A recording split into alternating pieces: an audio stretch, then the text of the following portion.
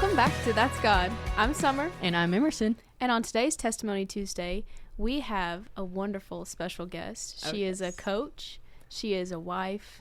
She is a new mother. Whoop, whoop. Can anybody guess? I don't know.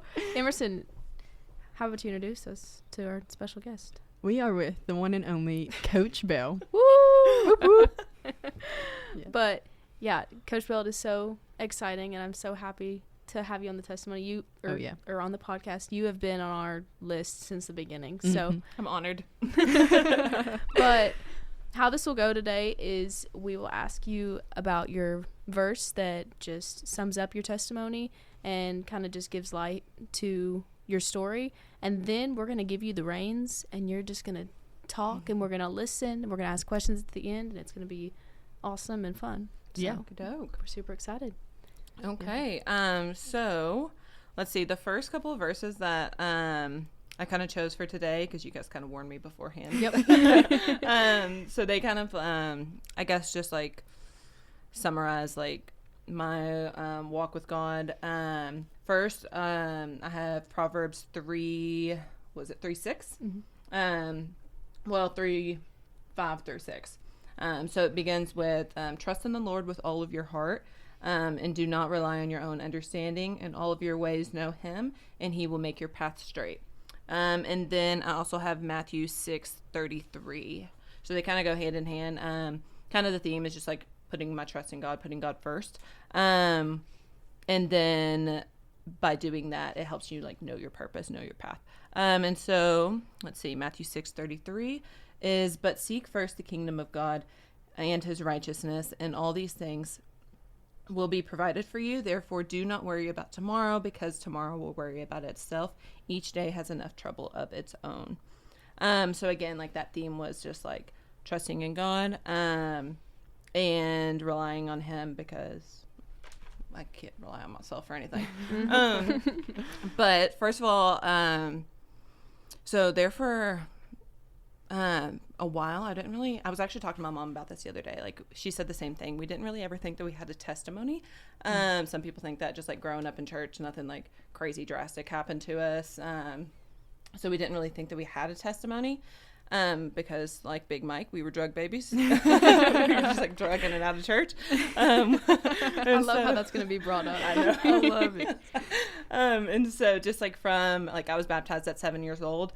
Some people were like looking at my parents like, you guys are crazy for letting her get baptized that young. But I just knew that Jesus was my savior from basically, I didn't really have a choice not to know. Like, I've always known that. I'm very, very grateful for my parents for instilling all of that into me and my brother. But now, like, looking back at my life and like reading all of this and like writing down my testimony, I was like, oh snap, actually there's a lot more going on than I thought. Maybe I actually do have a testimony. And the last time I shared my testimony was probably in like high school or middle school. And then like I didn't really know what I was doing. I was still going through it. I had no spiritual maturity whatsoever. And so now, like, definitely very different. Before I start the whole testimony stuff, I just want to say so proud of you guys. And what you guys are doing. Like, you guys, all of you girls are like my little children. Like, I have like 25, 30 daughters. And so proud of what you guys are doing. This is amazing. And like, when I was recruiting you guys, like, I know Emerson was talking about this the other day with one of our lessons, actually. Let me get closer to the mic. We were talking about this with one of our lessons about like the why. One of the whys that you came here is because like you asked us, you asked me and Cal, like, what do you want to leave with your players? Besides just like softball skills, softball knowledge, all of that stuff. And my main thing was like the why behind why I'm coaching is because I want to just introduce every single girl to God, try to lead and guide all of my girls to get to know Christ a little bit closer, get to know that maybe some of them don't even know Christ at all. Yeah. And so that's my goal, is to, I know I'm not like the most like, I've said this whenever on your recruiting call, I'm not like oozing with like joy and love or anything like that, with sunshine or anything like that. But I do hope to be like a light that's reflecting Christ in like what I'm doing in coaching you guys. Of course, like hopefully teaching you guys some softball along the way too, but more importantly, teaching you guys about Christ and helping guide you guys into that direction. And so getting to see you guys do this is just like so awesome. It just like makes my heart so happy. Oh, thank you. Thank you very much. Yeah, you do a great job of leading us to it. She leads our team Bible studies at her house and provides wonderful snacks. Gives me an excuse to like cook once a week. But it's wonderful. But So. yes. But yeah, good. So kind of getting into my testimony, like I said, like for a long time I didn't really feel like I had a testimony just because I've always grown up in the church. Thank the Lord for my parents. They made it very clear what our priorities were in our family. And we still talk about this to this day. Our first priority is number one, God, then family, then school, and then after that was like sports, whatever else we were doing. And so I think that's helpful for me, like going into like being a collegiate athlete, doing stuff like that. It helped me not put so much pressure on that. I know we talked a lot with our team last year about just identity in general, within your sport, and how to not have your whole sport be your whole identity. And I think that was, my parents really helped me with that. I just never struggled with that just because like it was a hobby. It was just for fun. It was a fun thing that led me to be able to play in college, to get a degree, to now a fun thing that I get to do every single day, which is like my whole life now. So my hobby is just like my whole life now, which is awesome. But yeah, definitely like my parents really like helped me out with that. And so sometimes I'm a little bit, I guess, what's the word? Insensitive to people who struggle with that, because I'm just like, how could you struggle with that? It's just a hobby. Like, we're just doing this for fun. Yeah. But that's just because my parents just like never put that pressure on me. They were just like, if I was sick for school that day and I couldn't go to school, sorry, you're not playing softball that day. You're not going, because school comes before that. Your family comes before that, and God comes before all of that. Without God, you can't do any of these things. And then, so family, like my family's here with me today, which is like, I try to continue to do that. A lot of travel ball families would always joke on our family and just like think about how cute it was. Like my mom, my dad, my brother, all of us were at every single event, every practice, every travel ball tournament, every single thing. We all traveled in a pack. Just the Ramirez family was just always together, and people just thought that was so silly, because usually you see everybody all divided up. My brother wasn't doing too much of like crazy travel ball stuff. He ran cross country in high school, so that was probably helpful. Nowadays you see like all the all of the kids doing all different types of travel ball, so it's hard to stay together all the time, but my family did. So really super grateful for that. My brother was like my number one fan. He would literally paint up for All-Stars, for our PV All-Star games. He would like be the painted up, bring props, do all of this stuff. He was my number one fan. So grateful for him. So grateful for my family, my parents, for just keeping us together like that. And again, it was because they prioritized that. And then 3, school education was like so important to them. My dad was, he didn't really take school seriously back in the day. Like he that's kind of a regret for him. And so he really wanted, my parents have always wanted better for us than what they had. They both kind of grew up a little bit poor. And my dad didn't really have the parents who were really emphasizing school is important. So most people wouldn't even know this, but he didn't even have enough, I guess, credits to graduate. So he just didn't walk. So he didn't graduate, and so he had to go back and get his GED. He had to go back and sit with the bad kids, and like he's a full-grown adult sitting in with class. And so he was just like, that was embarrassing. But he wanted to make sure that he had an education, and to tell his kids, like, I did graduate. And then my mom, her parents really instilled education into her, because her mom dropped out in 10th grade. Her dad he dropped out at 8th grade. So they had no education. And my mom ended up, she has, a couple degrees now. She's a teacher and like all of this stuff. And so they definitely instilled education was really important for us. My mom, I always tell this to Landon. My mom was like, I don't even care. Like, I know you're into, back when I was little, I was like really into like design and hair and fashion, all those different things that little girls are into.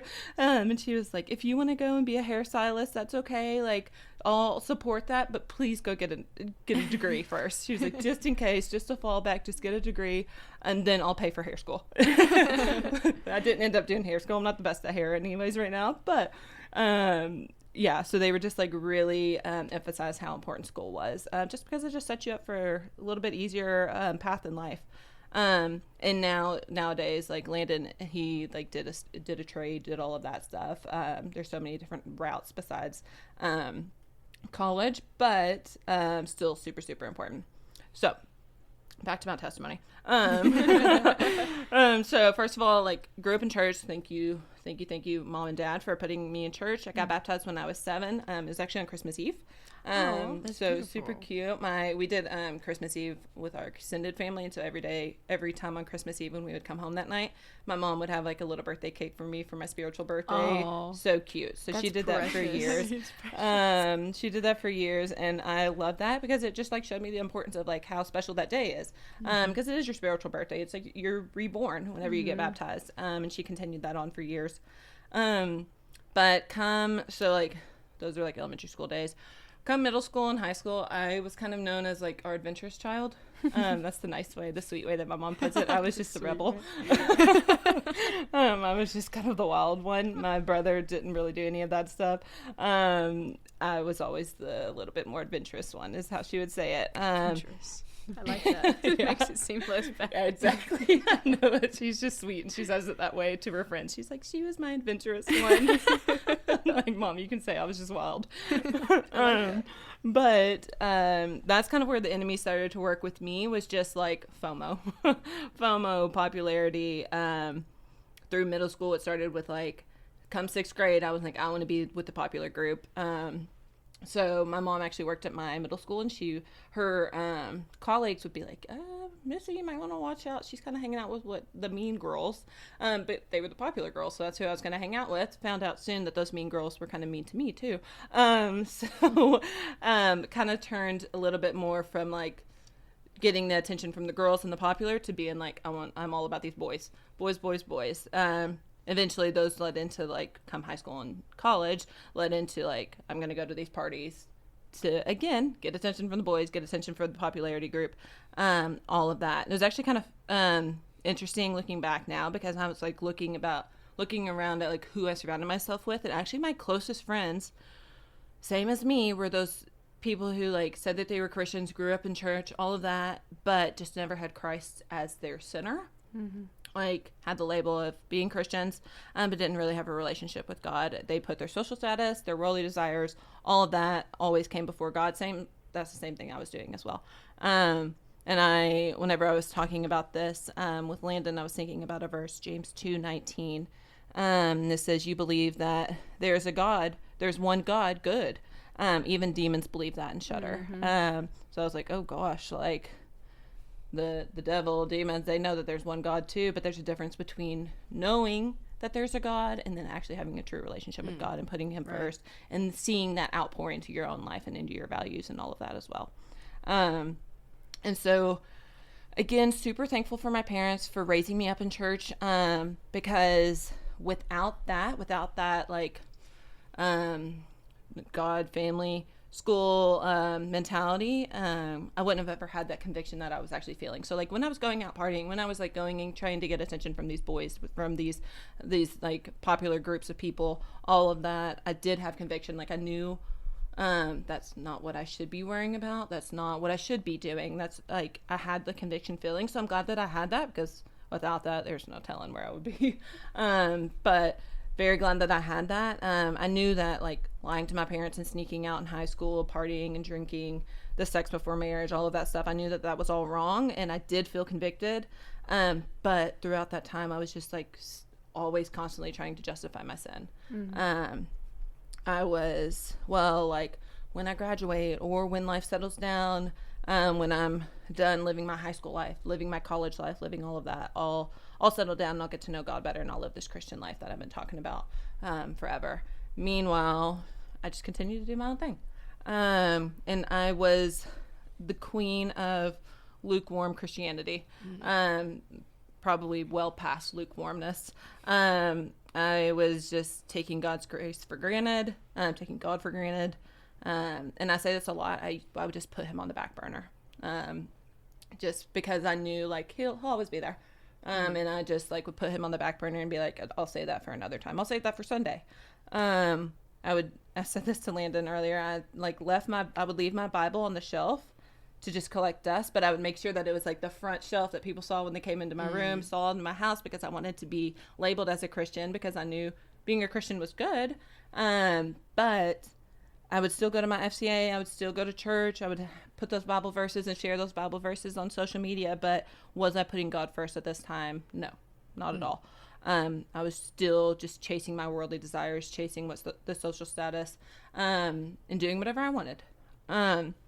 So through middle school, popularity mattered. That was the main thing that mattered, just being popular, being, the it girl. Then it changed to just like being obsessed with boys. So once that puberty time happened, I was like, oh my gosh, boys, I need a boyfriend. Then actually funny note to this was like during this middle school time when I was like boy obsessed, boy crazy, is actually when I met my husband, when I met Landon. So Landon and I have known each other for like 15 years. Like we met Landon had a huge crush on me in middle school, but he wasn't, the bad boy, the popular bad boy. So I wasn't attracted to him. He was like, speak of the devil.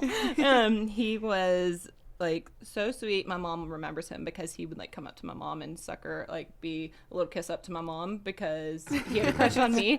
But he was so sweet. Like I was not interested in him though at that time because I was all about the bad boys. But it's so funny because now like we talk about this all the time. Like if we would have started dating at that time, good Lord, like we would not be together today. So just like kudos to God's timing. Landon was always just like, he was like my best friend in come 8th grade. And, we held hands on the bus one time. And then I was like, nope, I'm going to go try to get with these high school boys. So I kicked him to the curb. Oh my gosh, I didn't know any of this.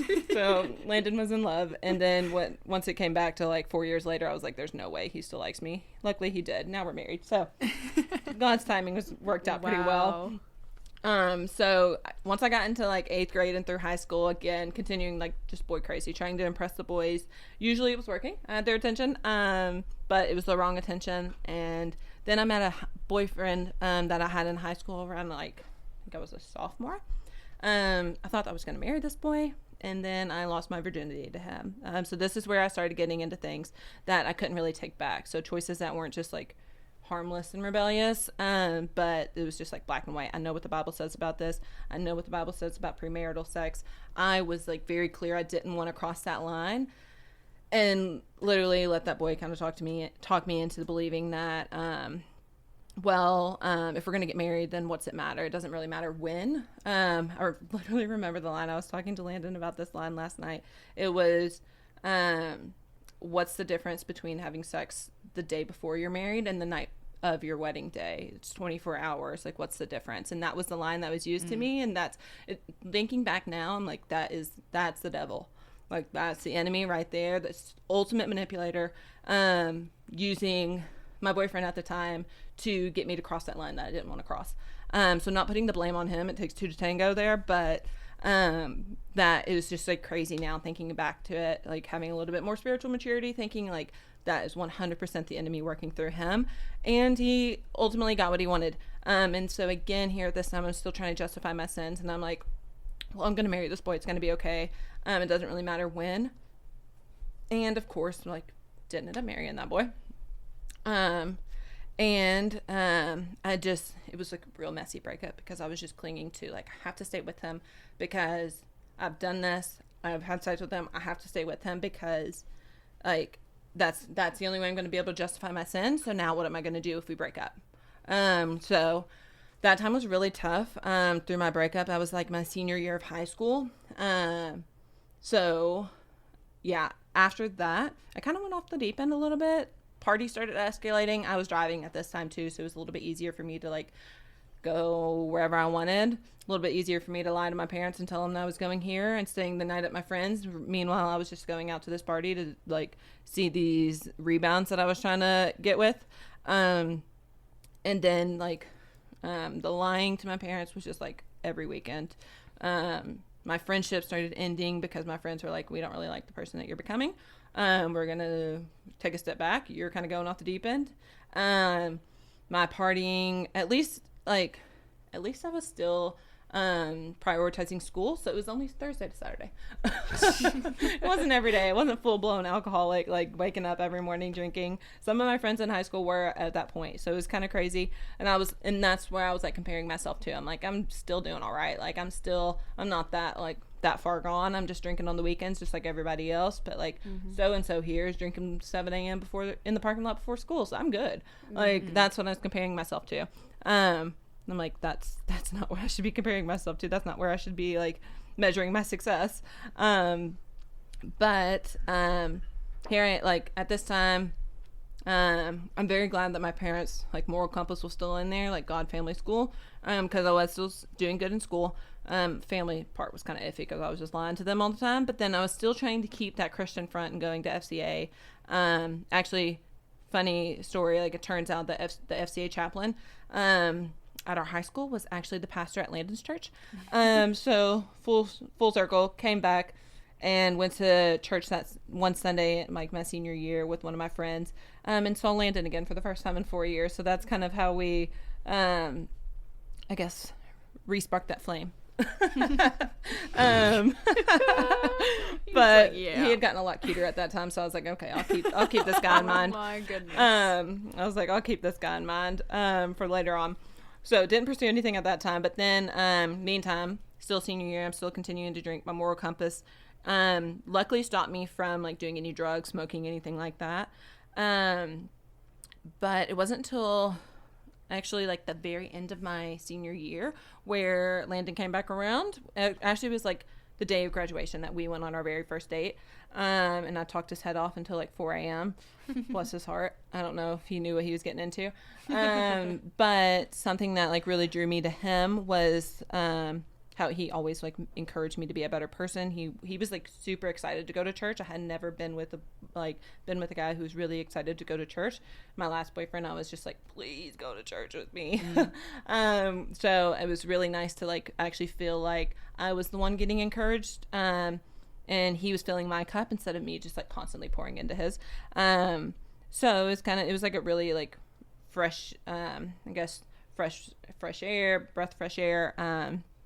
And side note here, at this time, I had finally gotten okay with being single, okay with like working on me, working on my where I needed to be, and then God placed him back into my life. So side note to the girlies out there who are just like searching for a partner.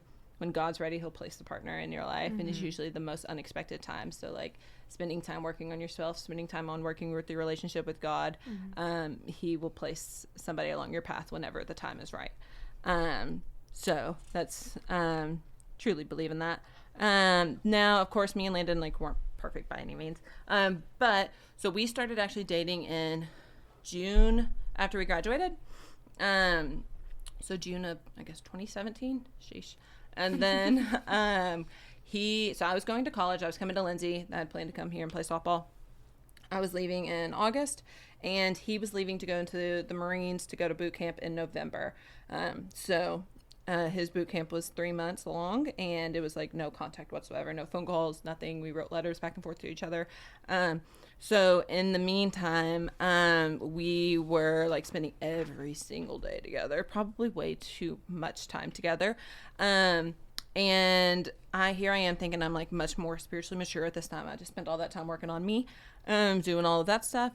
And meanwhile, like while we're spending all this time together, probably way too much time together, the conversation about sex starts coming up again, and I ended up repeating history again. But now, instead of like the pressure being put on me, I'm putting the pressure on him.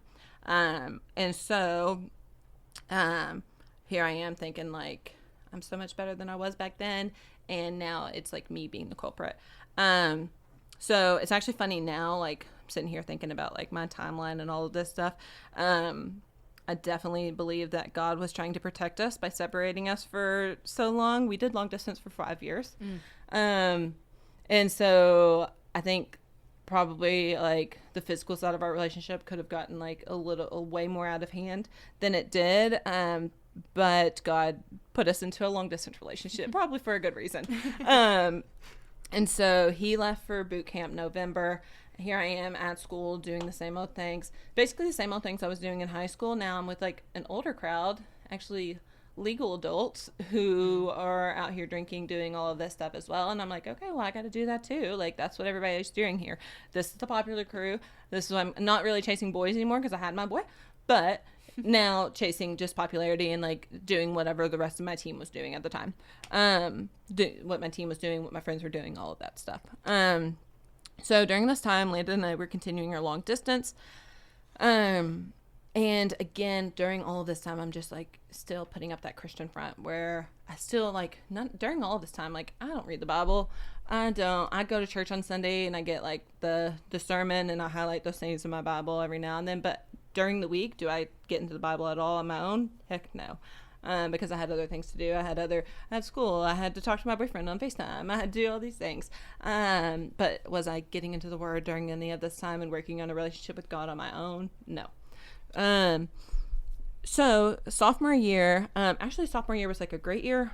Kind of crazy because a lot of things were like to a peak at this time. This was like peak party time, but also like peak softball time. And then also at the end of that year is also when I went on my first mission trip. So like, wow, very crazy things going on in my life at the time. So it's like, it was very interesting looking back, thinking about my testimony, talking, throughout this week and just being like, wow, all of these like crazy spiritual things have happened to me during the time that I was like pushing God away the most.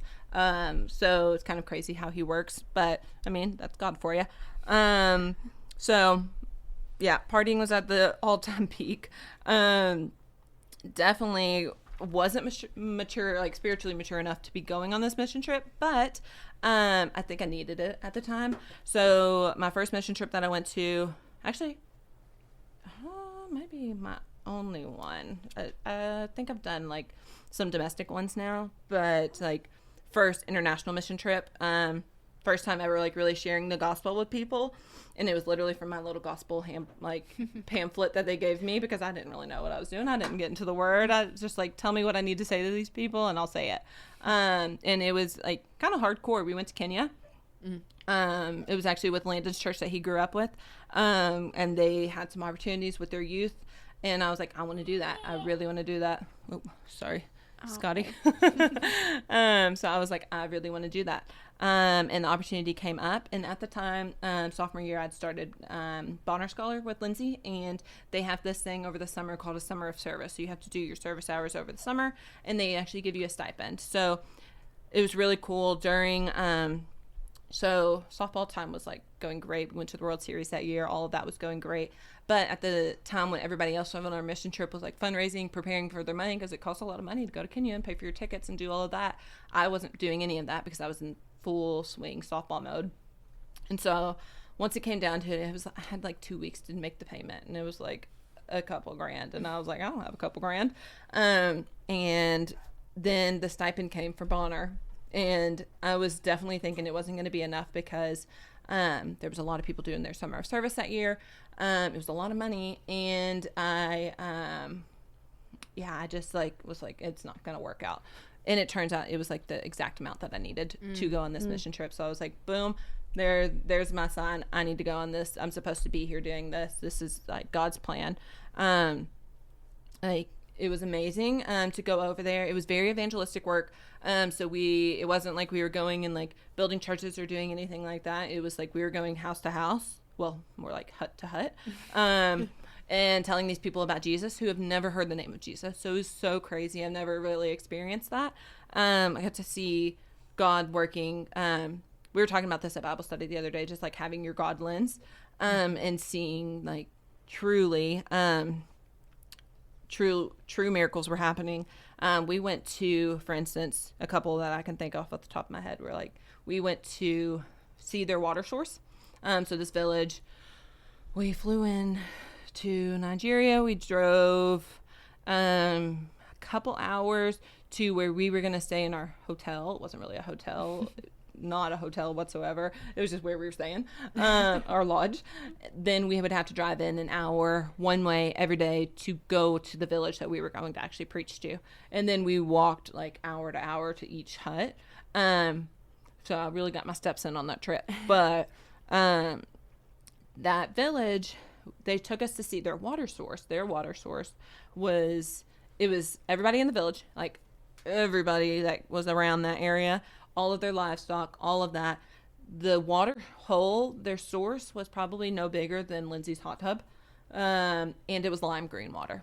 It was awful. I was like, you guys drink this? And they said, yep, this is the only water source we've had. We've had a drought for a while. And I was just blown away. So we prayed that day. Our group prayed that day over their village, just like prayed that they would, somebody would come in and maybe dig wells for them or give them fresh water or do anything like that. So the next day we went to sleep. We woke up in our lodge, and that morning it was just us staying at the lodge, just our little group of Americans, and it's not a vacation spot, so everybody was staying there. The next morning there's a new group of Americans there, and we were like, hallelujah, people who speak English. So we were eating breakfast with them and talking to them. They're from Colorado or something like that, and they told us that they were there to build wells. Wow. We were like, for who, what village? And it was literally the village that we were praying over the day before. So it was so crazy to just see God working, instant prayers being answered. There was another instance when we went to another village a little bit closer into their more urban area, and this lady came running up to us because she saw that these Americans were walking through the village, and she came running up to us. And we were asking the translators, like, was she saying all of this? And they said that she had a dream last night that there was going to be some Americans that were going to be coming through their village. She didn't know what they were going to be talking about, but she knew that what they were going to be talking about was going to help her son heal from his alcoholism. And so she sat there, listened. She was like front row, listening to us tell her the gospel, and she was just hysterically crying afterwards. She was like, this is what my dream was about. This is what God came to me in my dream last night, told me that you guys were going to be here. I heard you guys were here. I came, and this is exactly what my son needs. So it was amazing getting to go on this mission trip. It was actually kind of cool. At this time, I was unsure about what I was wanting to do with my career at the time. I was in school. I was wanting to be an actuary, getting my math degree, doing all of that route. Talked to a couple actuaries, and they were saying, like, do you want to be a mother? Do you want to have a family? Do all this stuff? And I was like, well, yeah, that's like top of my priority list in life is I want to be a mom. I want to have a family, do all of this stuff. And they were like, good luck, pretty much.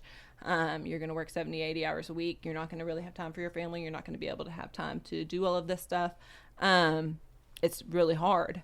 And honestly, at the time for me, I was studying the test, and I was like, this is kind of boring, too. I was like, this isn't worth it. So I was kind of going that path right now where I was like, well, I don't know what I'm going to do career-wise. I'm going to continue down this career path because I was getting a math degree, and I was like, well, it's not a bad degree to have. So I'll stick with that, but let's try to find something different. So I talked to one of the guys who was there working the missions with us, and he was like, well, what about like engineering or architecture? And I was like, architecture sounds cool. I'll go down that route. So then that was really cool during that. Through college in general, I really struggled with finding my purpose. And I felt like that trip was like helping me find that. So kind of changed my career path, opened my eyes to looking at things through a new God lens. But what they warned us before we left the mission trip was you're going to go home, you're going to be on fire for God, and not everybody else is going to be. So how can you keep that fire lit? And I was like, well, yeah, I'm going to be on fire for God. Did you not just see all these things that just happened? And I'm going to go home and tell everybody about that. So that's what I did. Then right after, so like I said, I had Bonner, and that was my summer of service. I'd have 280 hours that summer. That was only a 10-day trip, so that was not enough hours. So then I had to go work another camp. So I worked this camp called Camp AJ up in the Appalachian Mountains in over in eastern Kentucky, kind of by Red River Gorge. And it was a camp for kids, like, that area is like real high poverty.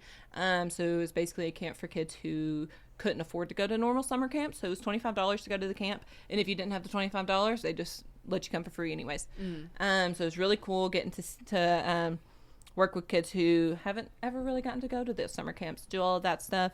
So again, here I am on fire for God, and I'm like, yes, I'm gonna pour into these kids. But it was interesting. It was like a Christian-based camp. So like their motto was a Bible verse, all of that stuff. But a lot of the camp counselors at the time, some of them were Christian, some of them weren't. Some of them were atheists. It was like really diverse. And so we spent a lot of time with the camp counselors, especially on the weekends when it was in between camps, because it was only like 1 week there was a group of kids, and then the next week there'd be a group of kids. So on the weekends it was just camp counselors, and we would be prepping for the next weekend, or for the next week. And I remember one of the weekends we started talking about my mission trip, and then that's when I started getting questioned about my faith. And they started challenging me, like, not in a malicious way. They were just asking questions, and I had no answers. I've talked to you guys about this before, but that's really what sparked me into being like, I have to get into the Word. Here I am. I just went on this mission trip on fire for God, but do I even know God? I don't have a personal relationship with him. All I was doing over there was reading from my little gospel pamphlet, the GOSPEL. This is what you say, literally. This is exactly what you say to them, hoping that my translators would say it better than I did. And then I get back here, and that was so much easier over there because these people had never heard of Jesus. So they're just hearing like, oh, this guy sounds awesome. Like, of course I want to get to know him. But here, there's a lot, like, people know who God is, people know who Jesus is, and they still chose to turn away from him. So here I am trying to, like, tell them all about these things that happened over there, and they're like, okay, well then explain to me what the Holy Trinity is. And I'm like, I don't know how to explain that. let me open my book real quick. And they're just like questioning all these different things, and I just don't have the answers because I don't read the Bible. I don't get into the Word. I've just been saying I'm a Christian since before I was 7. But I don't really like have any background or like know what I'm talking about actually. And it's crazy too when you get over to the U.S. from a mission trip, because there's a lot of people who just have like church hurt, or they feel like they've been hurt by God and they turn away from him. So trying to change their mind and get them to turn back to God is a very challenging thing to do. And I remember leaving that conversation and just feeling so defeated. I went on like an hour-long run and was just crying the whole run. I called my mom afterwards and I was like, has this ever happened to you? And she said, yeah, it'll happen to you, and it's going to continue to happen to you. And she was like, that's why you have to get to know God personally. You have to get to know the Word. She was like, and people are going to challenge you, and that's okay, but that's going to help you in your faith and your relationship with God grow even more. And I was just like, but Mom, I'm a failure. Like, I just went over to Kenya, just helped like all these hundreds of people get to know Christ for the first time, and I'm like failing over here on my side of the seas now. And she was like, okay, but all you can do is learn from that experience. And she was saying, like, maybe you did plant a seed in them that you might not even realize, like, they're going to come back to this conversation and dig into it a little bit more. But planting that seed is important on its own. So from that mission trip, it was kind of a weird time. I didn't go back to college that next semester because I went and did like the Disney college program. So I went down there, worked with the mouse. I didn't know that. Oh yeah. So my coach at the time I wanted to study abroad, and that was just too pricey. That didn't work out. Actually Hannah Peck, she was saying, well, what do you think about working at Disney? And I was like, is that even a thing? So it was really cool. My best friend from home got into the same program. We were roommates down there. And I went for the semester of my first semester of my junior year, and went and worked at Disney. And then, so did that, was down there, kind of helped me stay away from partying and all of that, because I didn't have a fake ID, so I wasn't able to go down there with my friends and like actually party in the big city. I was able to drink here in Columbia because I was just at house parties, but I wasn't able to do that in Orlando because I didn't have a fake ID. And so it kind of calmed me down from the partying scene, all of that. And I wasn't doing any drugs, so that part wasn't a struggle or anything like that. So I just didn't really have a lot of time. I was just like going to the parks and working and doing all the fun stuff at Disney. Then my grandma got sick. My grandma and I have shared a bedroom ever since I could remember. So this is my mom's mom. We're very, very close. She had been sick, but she got put on hospice at the beginning of December that semester. So I came home from the college program a little bit early. It was just like, I need to be home with my family. I don't know if she's going to make it through Christmas. Luckily she did. But I was very glad that I came home when I did, and I was able to be home with her. The next March is when COVID hit. So it was actually like perfect timing. We were able to do her funeral the week before the whole world shut down pretty much. So we got to get that funeral in, got to see everybody, got to celebrate her life, and then the next week everything shut down. So it's kind of perfect timing for that to happen. I don't know what I would have done if we weren't able to like say goodbye, do all that stuff. That's so crazy to me. COVID was tough, very tough time. But so that happened. And then of course, we didn't really have like a season the next spring. And so that gave me a lot of time. I was at home a lot. Me and my mom, I was still doing school online. My mom and I, we spent so much time at the kitchen table. She was doing her schoolwork. She was doing like NTI stuff. I was doing my online school, and then we were getting into the Word together. So it was a really fun time. We were actually even doing little fitness things together in our sunroom. So it was a really fun time. For us, we were still blessed to be able to work too. So we were working like a little side job too. And so that gap right there between like not going back to school was very good for me, between my, the mission trip and when COVID and all that happened, because I needed to stay away from that to really like have time to get into the Word and have time to just not let the worldly desires just like keep attacking me and letting the enemy continue to work on me. And so, but of course, when I came back to school for my last semester, what did I continue to go do? I went and partied again. A lot more low-key, didn't do it as much. All of my friends had graduated.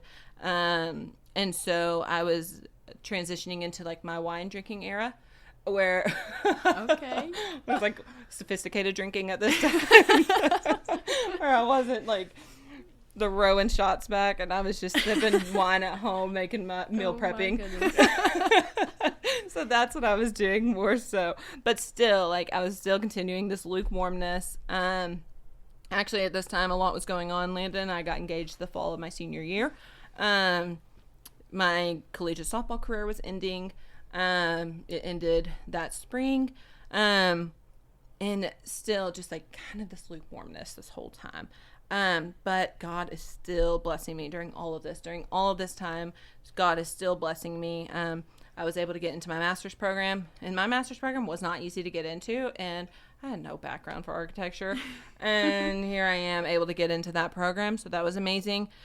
But then the enemy, so I didn't have a lot of temptations for partying anymore. Like I said, I had gotten into my sophisticated drinking. It wasn't really like crazy.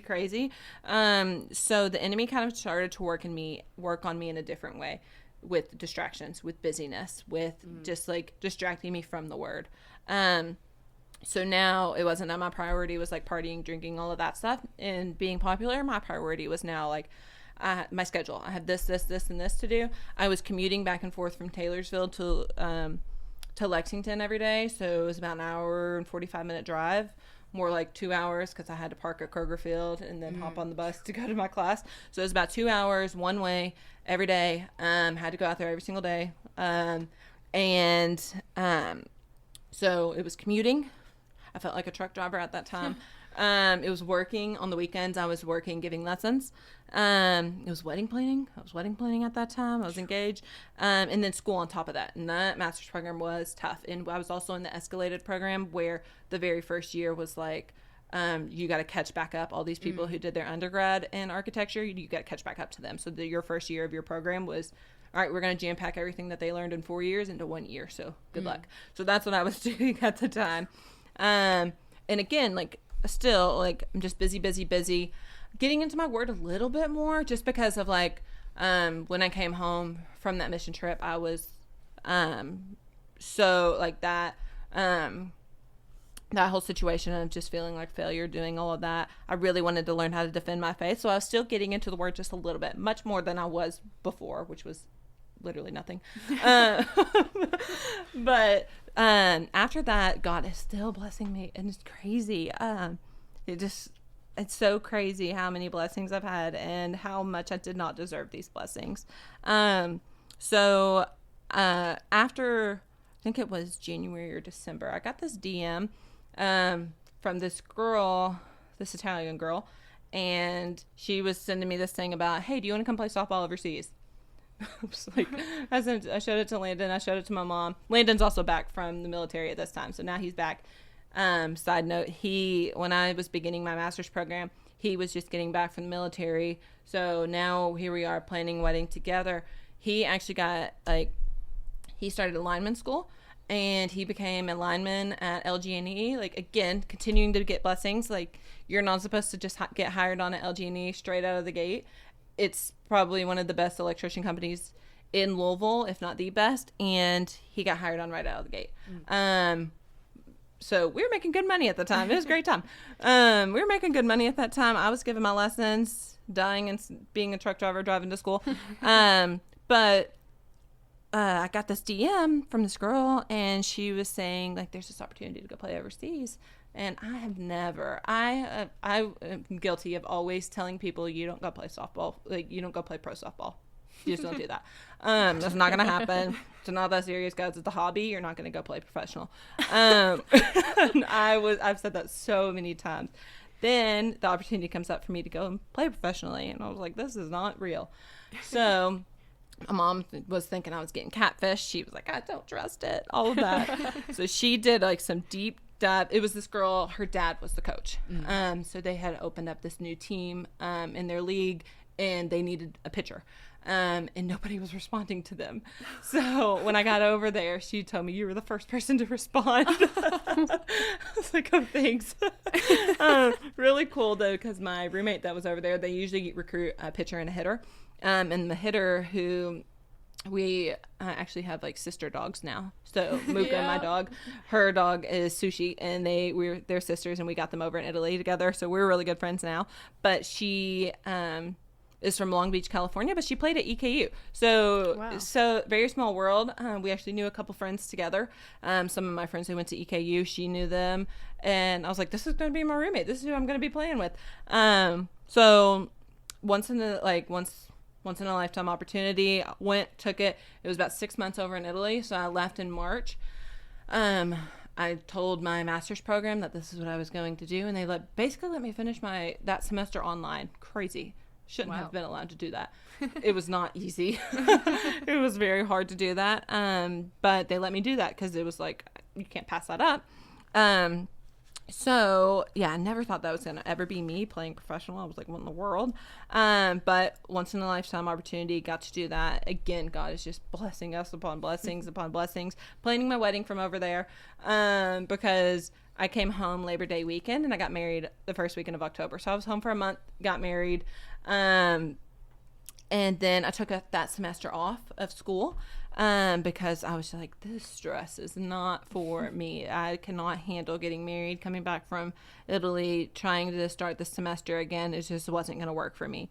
And at this time, Landon was at LG&E. He was making good money. So I was in that position where I was like, okay, let me reevaluate what I want to do career-wise, because this stress and this plan that I had is just does not seem like it's going to be going to work for me. So then I started realizing after that season playing over there, just my career was softball at the moment. And then coming back and doing lessons, I was like, maybe I can make a career out of doing this, out of this fun hobby. Maybe I can make a career out of softball. So then I started doing lessons full time from then. I was subbing a little bit, subbing at my mom and my brother's school, just a little bit here and there.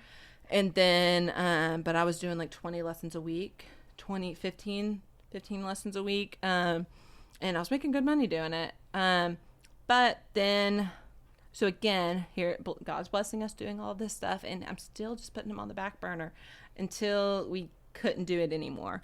So Landon's never been a morning person. Just to give you guys some background. And he was late for work a couple times, and he got fired. So, very like, I was on my way home from school one day, or maybe I was on my way home from a lesson. He called me, and he was just crying, bawling. And I was like, what's the matter? Why are you calling me? It's the middle of the day. Why are you calling me? You should be at work. And he was like, I just got fired.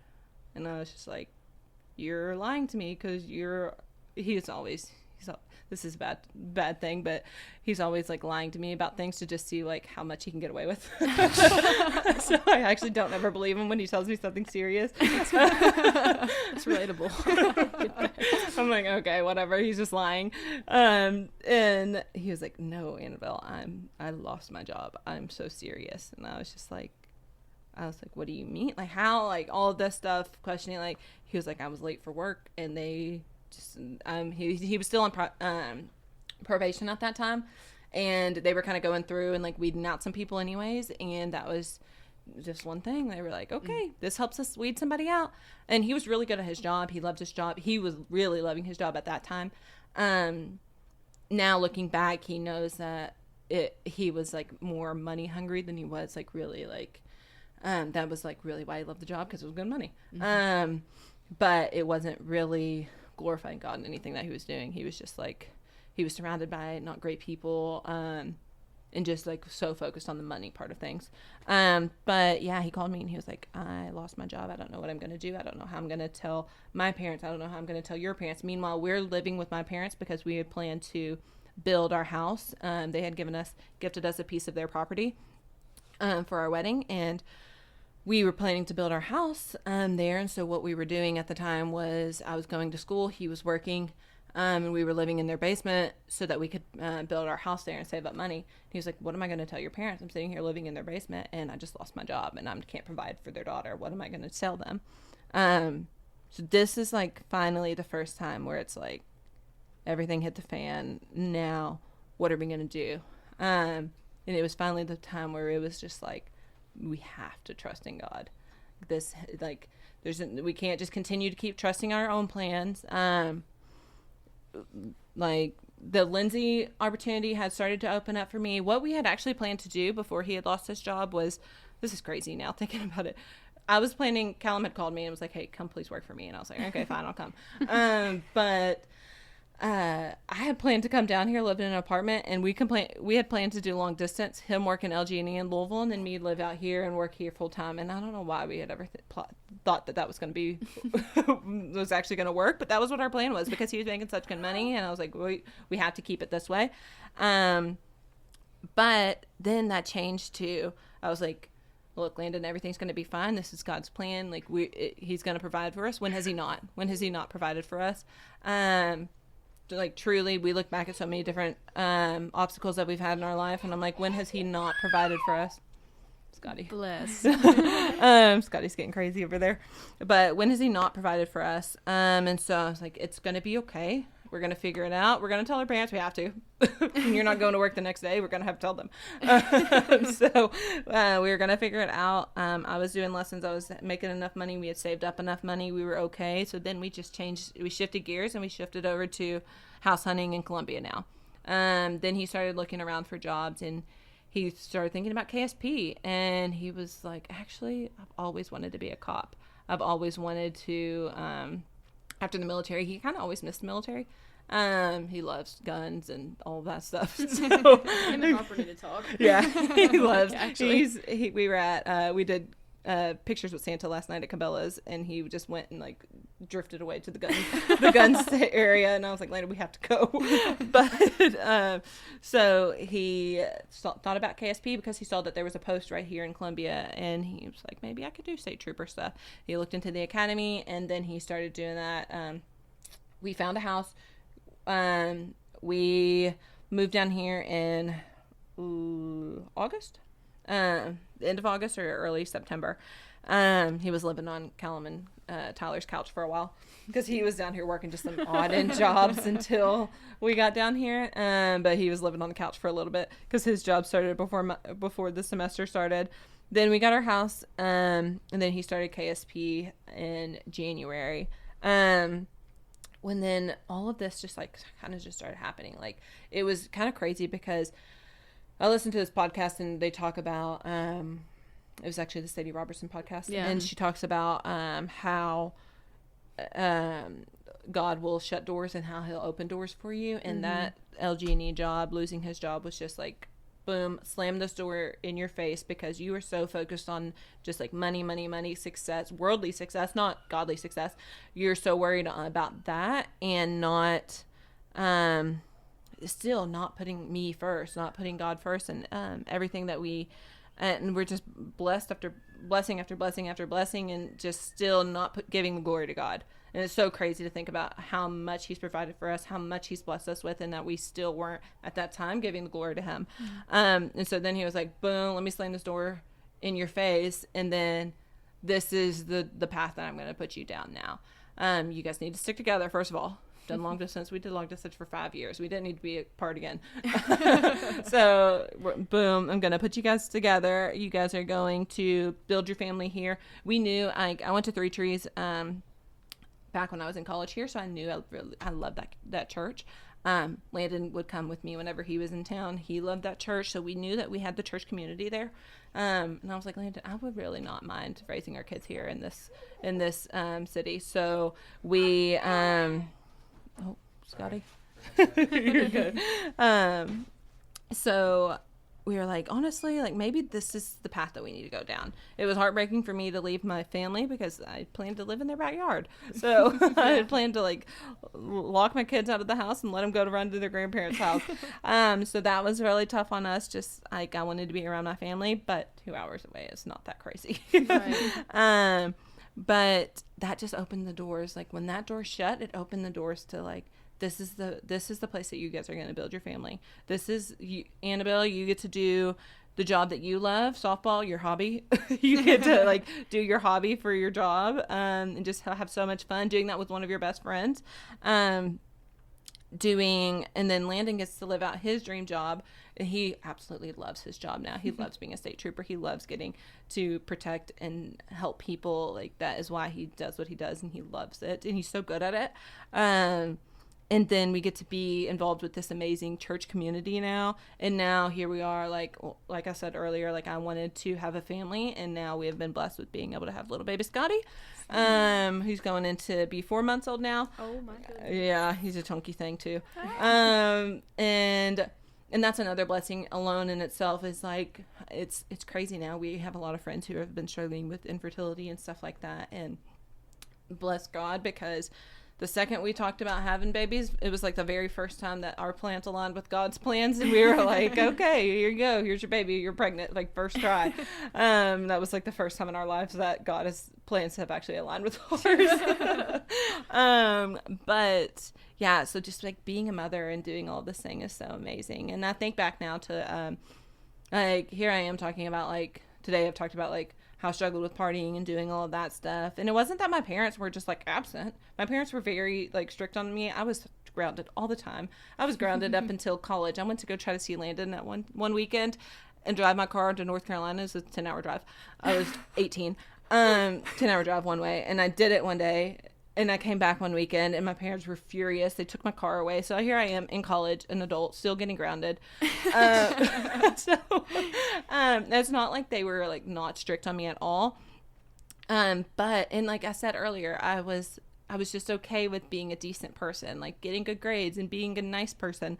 But that wasn't what was my parents' goal for me. Now, being a parent, I understand that my goal for my son is to raise him up for the kingdom, not for the world. And that was what my parents' goal was for me as well, is to raise him up for the kingdom and not this world. But, oh gosh, let me look at my notes because I don't remember where I was at. Maybe that was the end of my notes. But yeah, so now I'm like, I still battle with this stuff every day. I'm not perfect by any means, but now I can recognize like this is how the enemy works on my life. He tries to load up my schedule. He still does that. He tries to busy me up.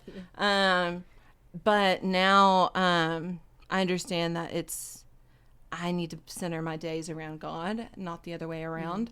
Like, if I don't wake up in the morning, have my coffee and sit down, and now my days are a little bit busier because sometimes in the morning sometimes I can wake up before Scotty and sometimes I don't. So the days I don't wake up before him, it's a little bit different.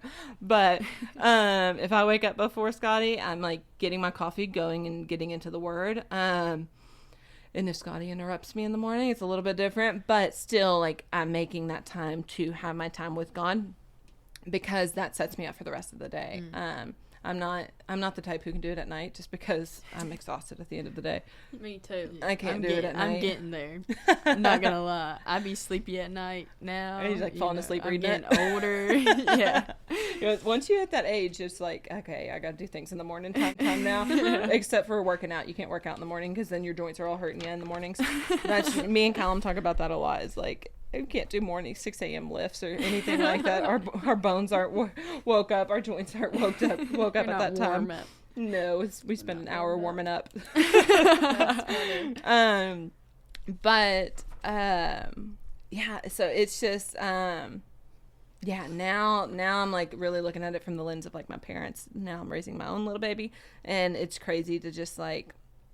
It's crazy to look back and see, as I've been writing down this testimony this week, I'm like, it's crazy to look back and see how much God has blessed me, how much I had taken him for granted, and how he continued to still bless me. Like, what in the world? I didn't deserve any of that stuff. For years and years and years, I put him on the back burner, and now, but it's because, like, he knew what was going to happen. He knew his plans for me way before I knew my plans for me.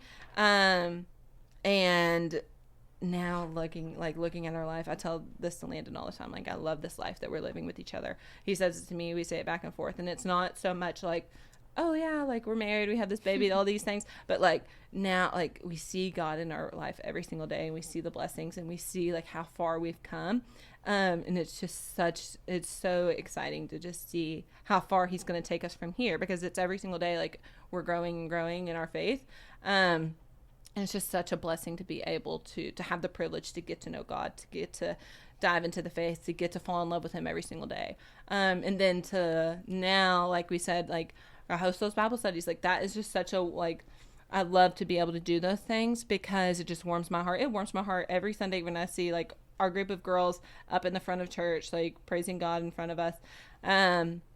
I get emotional at church every Sunday now. I don't know if it's a mother thing. I'm not a crier, but once I got pregnant, I like cried every Sunday at church during worship because it's just not me. If you ask Callum, like, she's the crier, and I'm definitely not.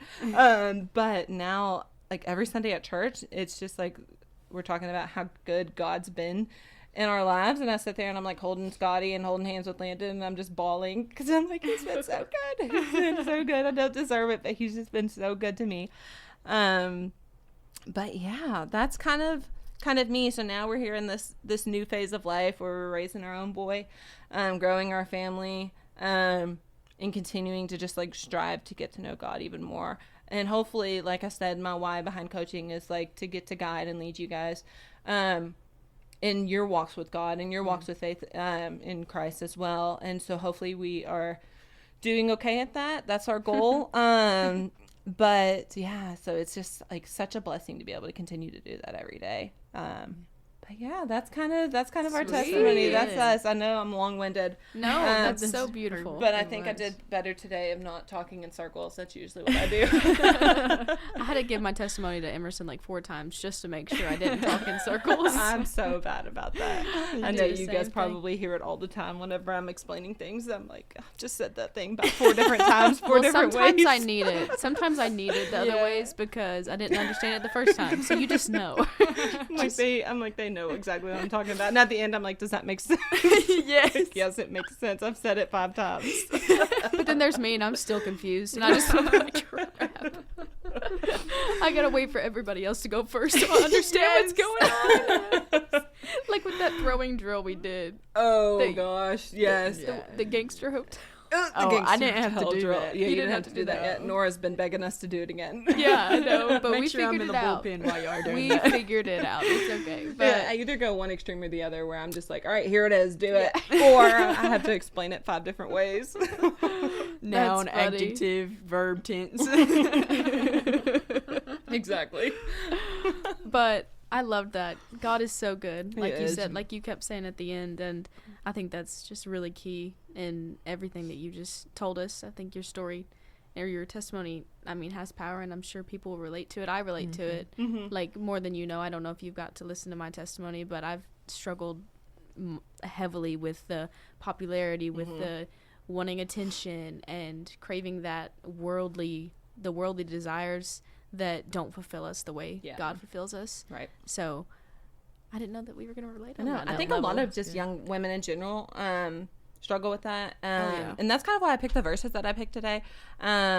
Was just because, and that was another thing too, is like I really struggled for a long time through college with just like finding my purpose and knowing my what is my plan, God? Like, what am I supposed to, what do you have me here to do? Because he's created everybody and for their own like unique purpose and in their own unique way, and he has a purpose for everybody. But I was like, what is my purpose? And I think I was just missing the part of like in Proverbs 3 where it was like, trust in the Lord with all your heart. Do not rely on your own understanding. And I was just spending so much time relying on my own understanding, hoping that I would figure out, like, have this aha moment about when my purpose came along, or what path I should go down. And it wasn't happening because I wasn't trusting in the Lord with all of my heart. And once I did, boom, like once we kind of got forced to, it was like, boom, now here's the path that here I'm going to straighten out your path for you now. Yeah, that's so good, because I think the Lord, I know, like the Lord literally, he does it. Like, don't think that he won't put you in situations that you can't handle by yourself. Right. Like, don't think that he won't do that so his name will be glorified. Yeah. Right. Like, you see that all the time in the Bible, where he puts people through situations so they will trust in him and glorify his name. Yeah. So that's good. I love that. Yeah, we were talking about that the other day. Like we were talking about like prayers being answered and stuff like that, and usually God will answer your prayer. Like if we're asking for patience, he's not going to just be like, boom, there you go, you got patience. The next morning he's going to give you a really difficult person that you're going to have to encounter, and he's going to be like, here, now try to practice some patience. And so he's going to put us in those situations where we have to, like, we're forced to trust him, so that it is answering our prayers ultimately. We don't really realize that they're answering our prayers, but it is. Yeah, that's good. That's sweet. Well, And I you think got we some have some questions. Okay. Yeah. Okay. Shoot. My first question I want to ask, I know you talked about the Christian label a lot, and I think I struggled with that a lot. In my testimony, I talked about it, how just having the label of Christian kind of like gave me some pride. But how do you, like, what do you think are the dangers of having the Christian label without the Christian heart? Like, does that make sense? Like a heart for the Lord, a heart that desires the Lord and loves the Lord. Yeah, I think it's, I think back to like society nowadays where they just say, non-Christian society sees like the hypocritical Christian. And that's the danger right there, is like, if it's because we have so many Christians who are like, I'm a Christian, blah, blah, blah, but I'm going to go live this worldly way that I want to live, and I'm not going to glorify God in what I do. And then the world sees that, and then they're like, well, this is how Christians act. They think they're all holier than thou. And they're not really. They're doing the same thing I'm out here doing. So what makes any difference? Like, what makes them better than me? Not so much saying that like Christians are better than anybody, but like that's what I think, that's the danger right there, is that like the non-Christian world out there sees these people who are like, oh, I'm a Christian, I'm this, I'm that, I believe in God, but are they actually walking the walk? And is their relationship with God outpouring in what they do? No. And that's the danger, because our goal as Christians is to go out and make disciples, and how can we do that if we're not walking the walk on our own? And I think about this DC Talk song about how the leading cause of atheism in the world today is Christians themselves. And it's simply just What song is that? I can't think of the song either. I want to like Be the Light, or I don't know. I can't finding remember it right now. I was gonna say look it up, and look up that whole like quote too, because it's the beginning of that song, and I love that song. It gives me chills because I'm just like, oh, that's so true. Like, Christians can be so hypocritical when they're not living that, when they're not actually walking the walk with Christ. when we are doing that Christian label, that is, did you find it? What If I Stumble? Yes. It's a good song. It is a good song. I love DC Talk. The greatest single cause of atheism in the world today is Christians who acknowledge Jesus with their lips, then walk out the door and deny him by their lifestyle. That is what an unbelieving world simply finds unbelievable. Yes. I love that. Wow. I want to Full get body that. cold chills. I know, right? Let's get that on a shirt or Right, something. I know. I want to. Lyrical mastery. Right. Oh my gosh. I want to get that like put like on in a frame in my house somewhere and like in the front door because I Yes. love that. I love that quote. Love DC Talk. That's my dad through me. My dad and my mom are DC Talk fans. But yeah, I love that, and that's what that right there is what I think about whenever I think about like all these people walking this Christian walk, and that is the leading cause of atheism today. Those are the people turning away from, or those are the people turning others away from God, is because they are quote unquote like living the Christian life, but they're not. Yeah. If that answers your question. Yeah, I know it that was does. kind of a lot. I love that. I have like a second part to that. Okay. So as Christians that desire, like, we wear the label with pride, unashamedly, Yeah. like, desire to love Christ. How do you think we combat that hypocrisy that we see from the Christian label without the Christian love? Say that part again. What was the last part again? How do we combat against the hypocrisy that some people see in people that have the Christian label but do not desire a Christian life? I think, and this might answer it, this might not answer it, but how I'm interpreting it is like, I think just, oh gosh, I think you said it like just unashamedly, like just out. I'm thinking of like out loud, like just like be louder with your faith. Yeah, that's what I'm thinking is like how to combat that. Because I think by showing the world, I think a lot of Christians who are like walking their path are doing it like quietly. Yeah. And just be unashamedly, like just like share your faith out loud.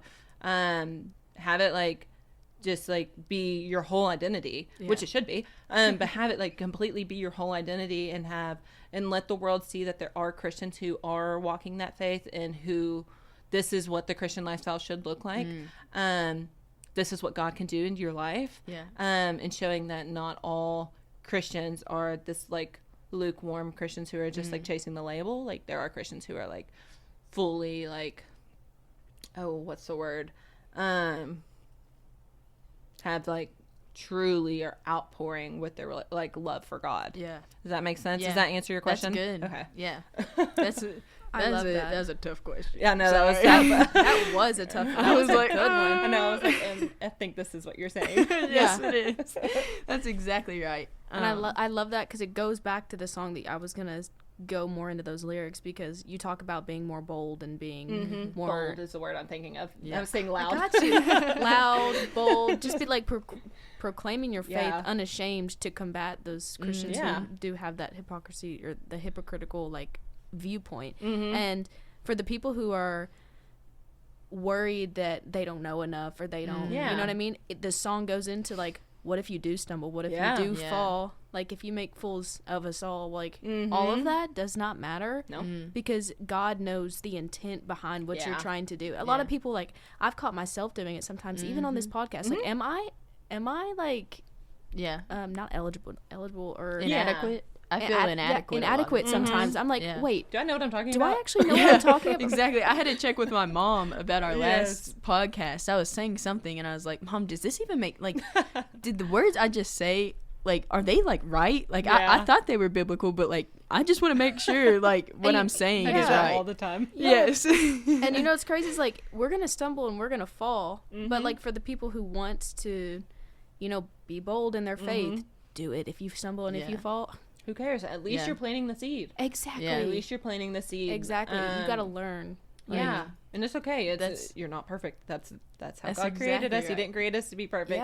Yeah. He created us to like be okay to fall. Yeah. But are we falling for the right reasons? That's right.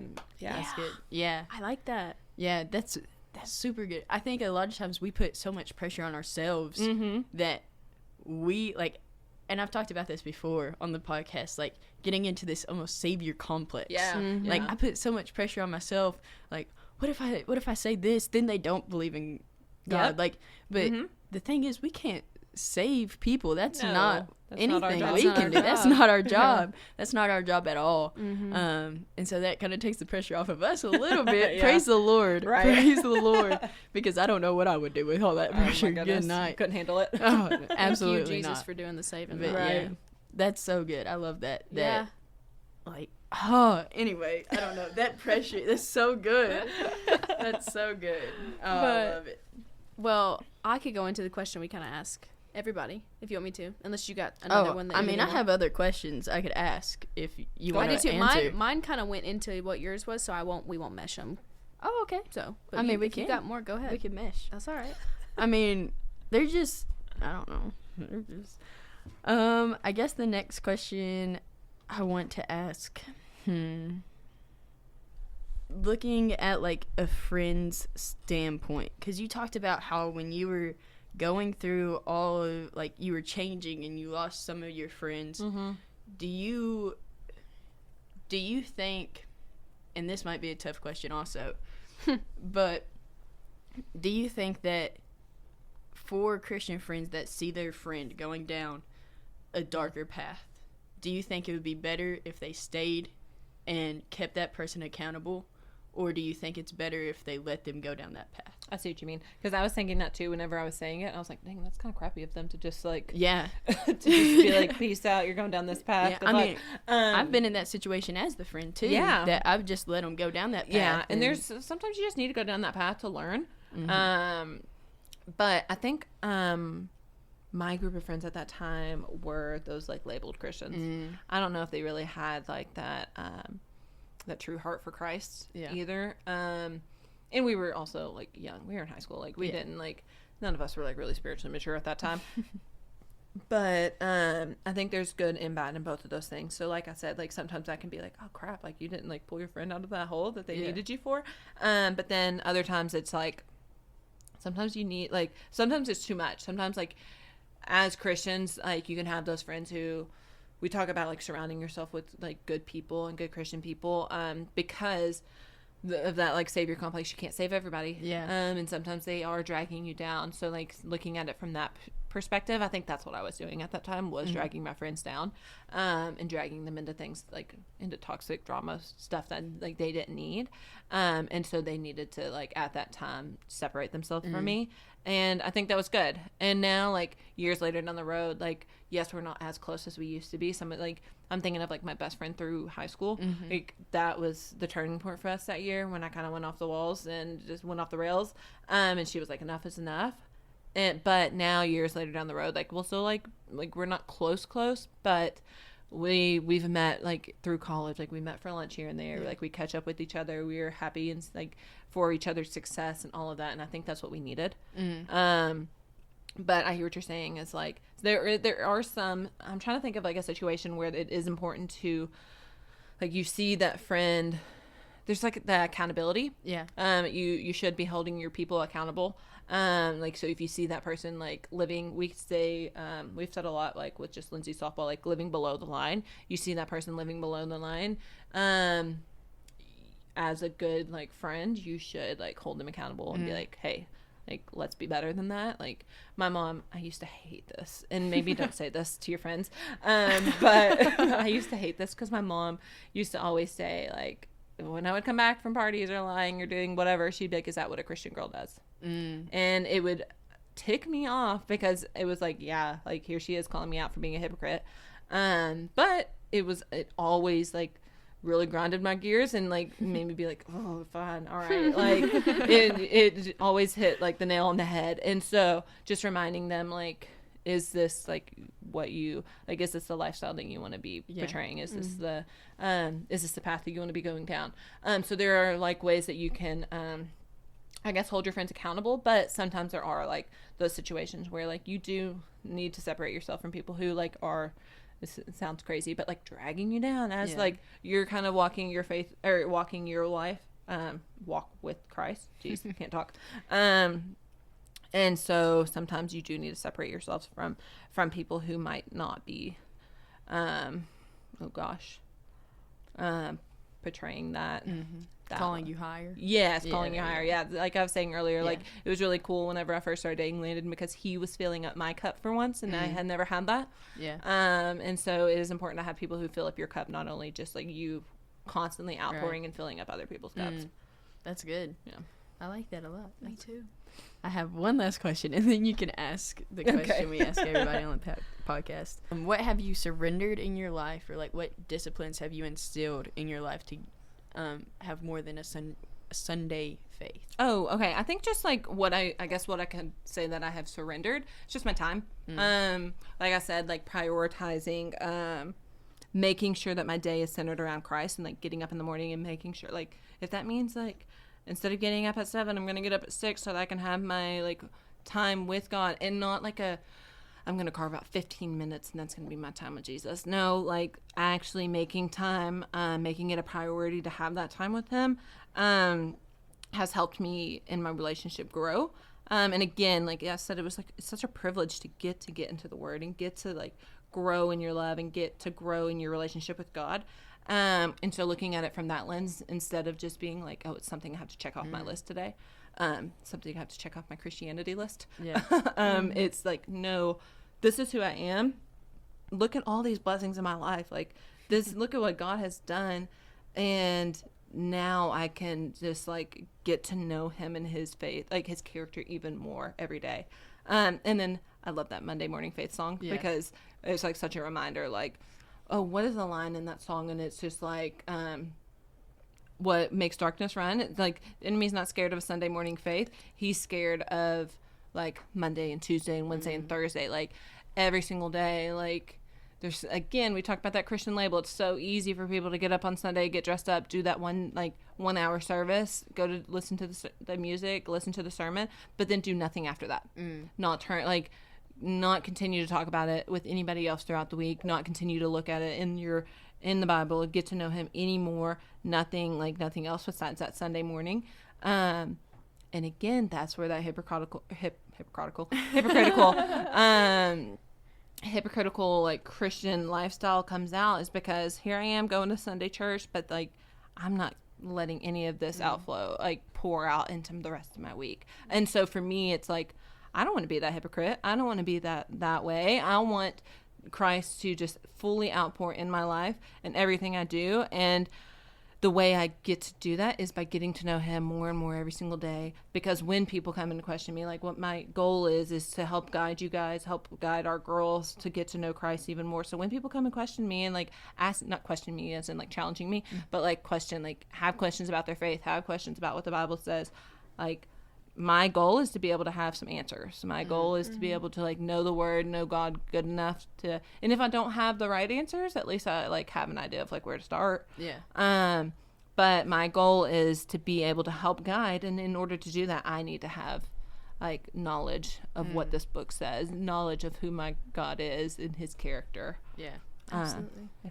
Hopefully that answers That's really that question. good. Yeah, because time is fleeting. Like we only It get so is. much of it Yeah. on this earth. I know everybody says like everybody has the same 24 hours, but like, okay, are you prioritizing God? Yeah. And that's, luckily my parents have always like instilled that in me, and I continue to like overflow that now. Like God is the number one priority. He always will be. Yeah, that's good. That's all the questions I have. Yours Sorry. were good. Mine would have, yeah. These are hard, Emerson. Yeah. I'm sorry.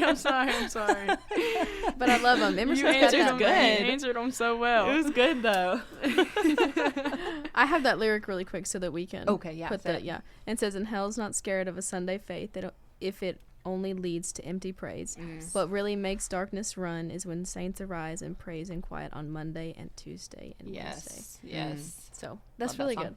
Snaps. But the question that we ask every guest that we have on the podcast is kind of like the Sadie Robinson question, where she asks, like, what's the best piece of advice? I love that. Well, if you had a piece of advice that you just want to leave the listeners, like if this was the only thing that you got across, the only point that they get, what would that be? So I was actually listening to your dad's testimony, so I've been preparing. But I think this is just like in my season of life right now, what I feel like I can't continue to talk about, what I continue to tell people and give advice is like center your life around Christ. Don't fit Christ into your life. So stop waiting for your life to slow down and for time to be made for Christ. Like make that time for Christ, prioritize him, and stop trying to fit him into your schedule. Yeah, that's good. That's Boom, really good. mic drop. That's so good. You can take that in like so many different ways, Yeah. and that one change in your life can lead to so much more. Oh yeah. So that's really good. Well, you got anything else, Em? No, I don't. Well, I mean, before we pray and conclude, I just want to thank you again for coming on here and being so willing and open to share. Because sharing your testimony is hard sometimes. It is tough, yeah. But thank you guys so much for just like allowing us to have this space, and again, so proud of what you guys are doing and inviting people into this. It's so amazing, and I will continue to share it on all social medias and try to get everybody to listen to it, because what you guys are doing is awesome.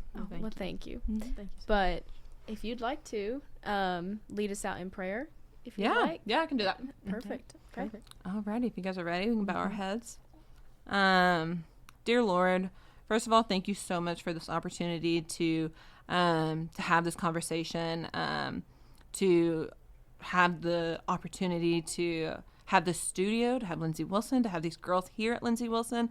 We know that this is your will, and you're doing, and personally, I'm just so grateful to be a part of this. Lord, I pray that this conversation can reach young ladies, young just adults all over who are getting tempted by worldly desires, by what society says matters.